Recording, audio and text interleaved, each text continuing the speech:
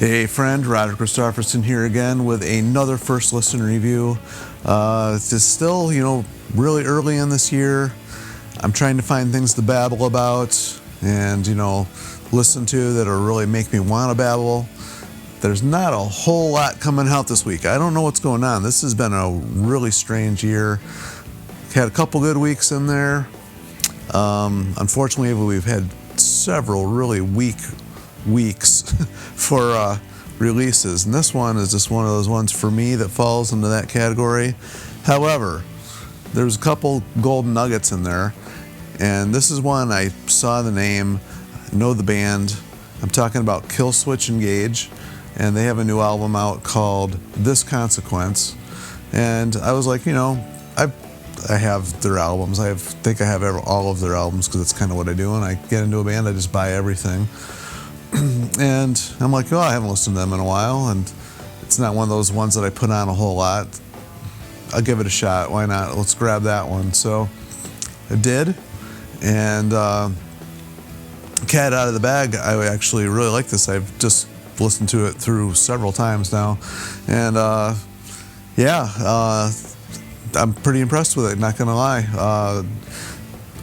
I like it when this happens. You grab something and not really sure what to expect. If it's going to be, it's not like a band that I follow a lot, but I know that I've, always enjoyed, at least enough to keep buying their stuff. So anyway, brief little rundown of what on this one. They have the original singer, who's been with them actually for quite a while now, Jesse Leach, original vocalist. Left. Howard Jones took over on vocalist for a while. I know a lot of people like him. I know when he took over, it kind of took the band to a different style a little bit. Jesse came back in, and I know some people were happy, some people were not so happy about that. I really liked his vocals on this album.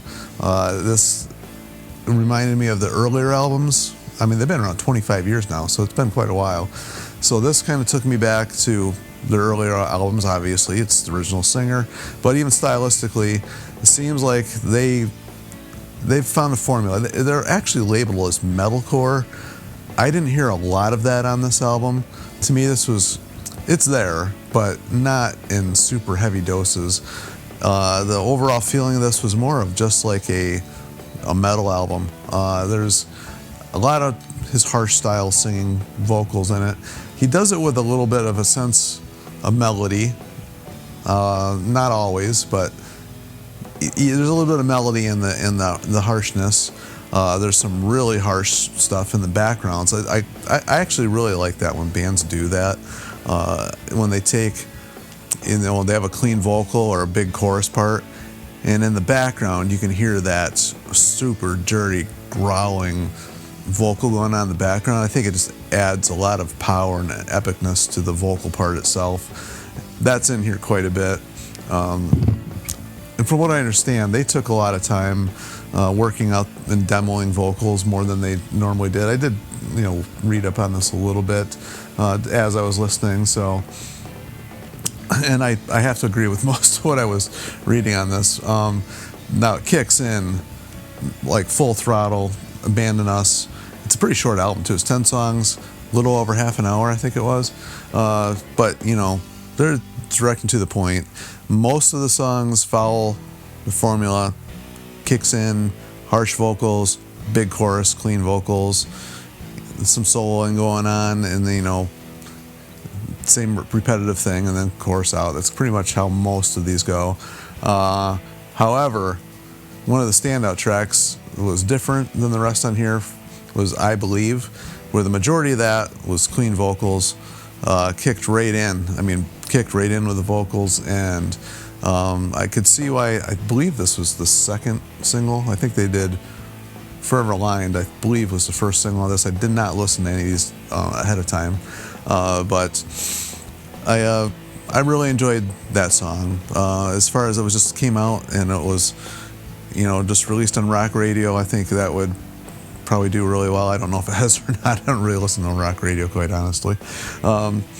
But, I could see why some, fans of this band that are into the metalcore part may not like that song. So that one might be a little bit of a dividing one for most people.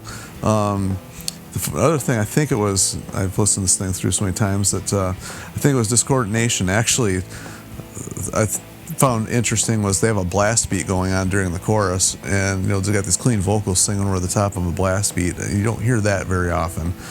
So I thought that was pretty cool. They definitely took their time in certain elements of the technical parts of the songs, really working things out, trying to be a little bit different. So there's some early sounds going on, but they're still trying some new stuff, even though they do have a formula that they kind of stick with a lot. If it's not, broken, don't fix it type thing, but at the same time, they're still trying to keep things a little interesting, I think. So I appreciate that. As far as production goes, crap, what just happened? Dropping stuff. But anyway, as far as the production goes, I thought we don't edit on this, by the way, so if something like that happens, it's in there. So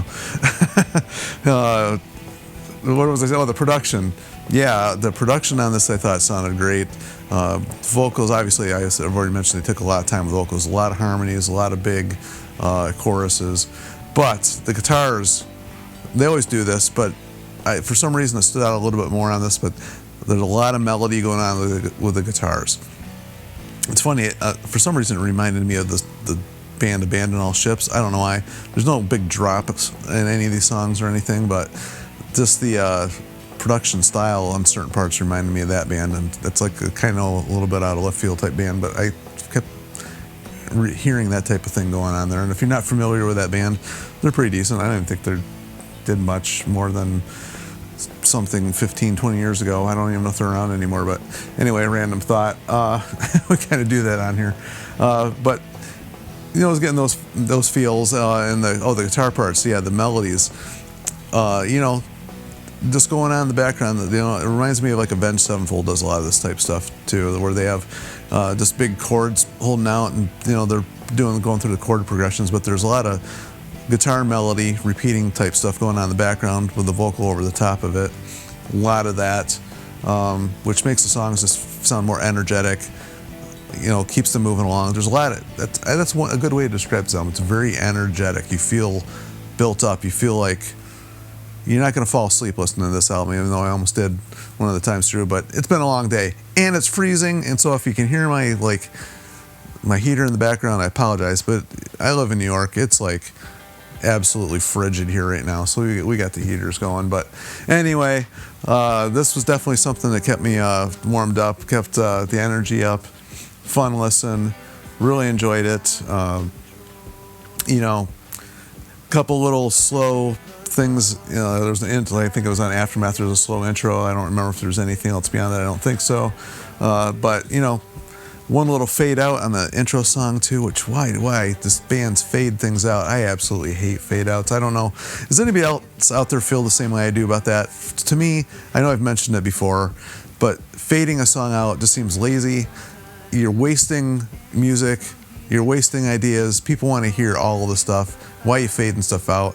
I hated that, especially in the 80s, man. Bands always faded stuff out. It's one thing I wish I could undo on all those albums. It's like, let the songs end. But anyway, other than that, killer album. Really enjoyed it. I'll probably be pulling this one out again. Really short, so you're not like sick of it after it's over. That's why I didn't mind listening to it a few times. And yeah, good. I wish more bands could do this, just make an album that's like really good. So anyway, that's the end of this one. We'll talk to you guys later. As always, I welcome all the comments.